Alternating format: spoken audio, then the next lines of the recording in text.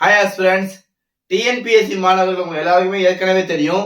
நம்முடைய இந்த டிஎன்பிஎஸ்சி போர்ஷன்ல Thirukkural one of the major role play பண்ணும். சோ அதனால இன்னில இருந்து தினைக்கும் ஒரு 5 திருக்குறள் நம்ம பார்க்க ஆரம்பிக்கலாம். கிட்டத்தட்ட ஒரு 50 அதிகாரங்கள் நம்ம தரவா பார்த்துட்டோம்னா வரக்கூடிய டிஎன்பிஎஸ்சி எக்ஸாம்ஸ்ல நமக்கு ரொம்ப ஹெல்ப்ஃபுல்லா இருக்கும். சோ வீடியோவை ஸ்கிப் பண்ணாம ஃபுல்லா பாருங்க. இன்னைக்கு நான் பார்க்க போற சாப்டர் என்னதுன்னா திருக்குறள்ல ஒழுக்கமுடைமை. இந்த ஒழுக்கமுடைமைங்கிற இந்த அதிகாரத்துல இருந்து ஒரு 5 முக்கியமான குறள்கள் தான் நான் பார்க்க போறோம். ஃபர்ஸ்ட், ஒழுக்கம் விழுப்பம் தரலான், ஒழுக்கம் உயிரினும் ஓமப்படும். ஒழுக்கம்ங்கிற இந்த விஷயம் விழுப்பம், விழுப்பம்னா என்னதுன்னா உயர்வு.